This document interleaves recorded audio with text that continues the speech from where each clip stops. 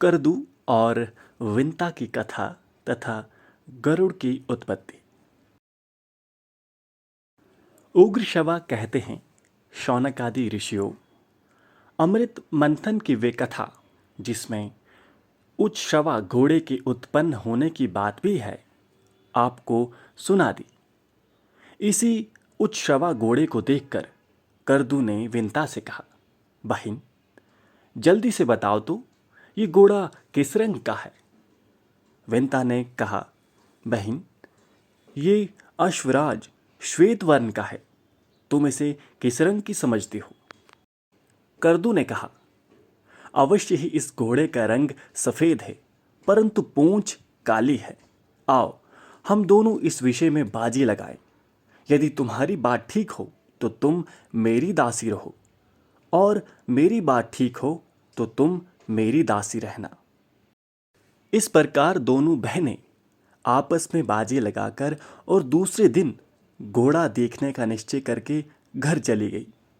करदू ने विंता को घोड़ा देखने के विचार से अपने 1000 पुत्रों को यह आज्ञा दे दी कि पुत्रों, तुम लोग शीघ्र ही काले बाल बनकर उच्चश्रवा की पूंछ ढक लो, जिससे मुझे दासी ना बनना पड़े। जिन सर्पों ने उसकी आज्ञा न मानी, उन्हें उसने शाप दिया कि जाओ, तुम लोगों को अग्नि जन्मेजय के सर्प यज्ञ में जलकर भस्म कर देगा। ये देव संयोग की बात है कि करदू ने अपने पुत्रों को ही ऐसा शाप दे दिया। ये बात सुनकर ब्रह्मा जी और समस्त देवताओं ने उसका अनुमोदन किया।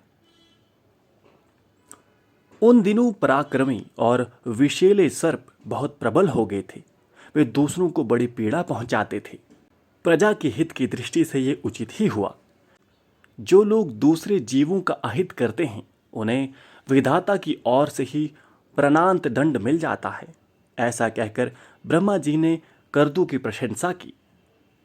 करदू और विंता ने आपस में दासी बनने की बाजी लगाकर बड़े रोष और आवेश में वे रात बिताई।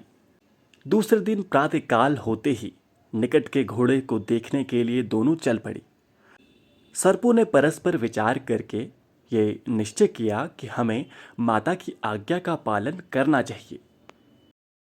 यदि उसका मनोरथ पूरा ना होगा तो वे प्रेम भाव छोड़कर रोषपूर्वक हमें जला देगी। यदि इच्छा पूरी हो जाएगी तो प्रसन्न होकर हमें अपने शाप से मुक्त कर देगी। इसलिए चलो हम लोग घोड़े की पूंछ को काली कर दें। ऐसा निश्चय करके वे उच्चश्रवा की पूंछ से बाल बनकर लिपट गए, जिससे वे काली जान पड़ने लगी।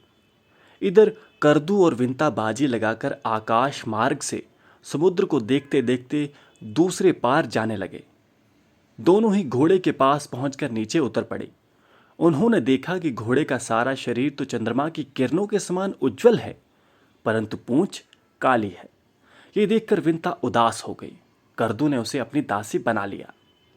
समय पूरा होने पर महातेजस्वी गरुड़ माता की सहायता के बिना ही अंडा फोड़कर उससे बाहर निकल आए। उनके तेज से दिशाएं प्रकाशित हो गई। उनकी शक्ति, गति, दीप्ति और वृद्धि विलक्षण थी। नेत्र बिजली के समान पीले और शरीर अग्नि के समान तेजस्वी। वे जन्मते ही आकाश में बहुत ऊपर उड़ गए। उस समय वे ऐसे जान पड़ते थे मानो दूसरा बड़वानल ही हो। देवताओं ने समझा अग्निदेव ही इस रूप में बढ़ रहे हैं।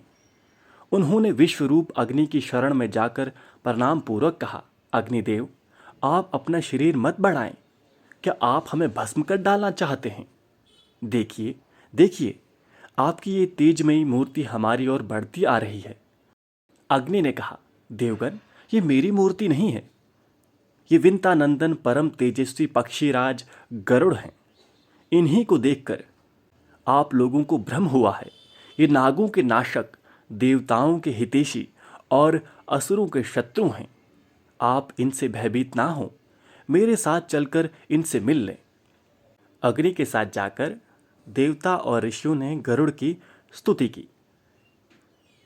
देवता और ऋषियों की स्तुति सुनकर गरुड़ जी ने कहा, मेरे भयंकर शरीर को देखकर जो लोग घबरा गए थे, वे अब भयभीत ना हो। मैं अपने शरीर को छोटा और तेज को कम कर लेता हूँ। सब लोग प्रसन्नतापूर्वक लौट गए। एक दिन विनीत विंता अपने पुत्र के पास बैठी हुई थी। करदू ने उसे बुलाकर कहा, मुझे समुद्र के भीतर नागों का एक दर्शनीय स्थान देखना है, वहां तुम मुझे ले चलो। अब विंता ने करदू को और गरुड़ जी ने माता की आज्ञा से सर्पों को अपने कंधे पर बैठा लिया और उनके अभिष्ट स्थान को चले। गरुड़ जी बहुत ऊपर सूर्य के निकट से चल रहे थे। तीक्ष्ण गर्मी के कारण सर्प बेहोश हो गए। करदू ने इंद्र की प्रार्थना करके सारे आकाश को मेघमंडल से आच्छादित करा दिया। वर्षा हुई, सब सर्प सुखी हो गए। उन्होंने अभीष्ट स्थान पर पहुंचकर लवन सागर, मनोहर वन आदि देखा, यथेच विहार किया और खूब खेल कूद कर गरुड़ से कहा, तुमने तो आकाश में उड़ते समय बहुत से सुंदर सुंदर द्वीप देखे होंगे, अब हमें और किसी द्वीप में ले चलो। गरुड़ कुछ चिंता में पड़ गए। उन्होंने सोच विचार कर अपनी माता से पूछा कि माँ, मुझे सर्पों की आज्ञा का पालन क्यों करना चाहिए? विंता ने कहा, बेटा, इन सर्पों के छल से मैं बाजी हार गई और दुर्भाग्यवश अपनी सौत करदू की दासी हो गई। अपनी माता के दुख से गरुड़ भी दुखी हुए।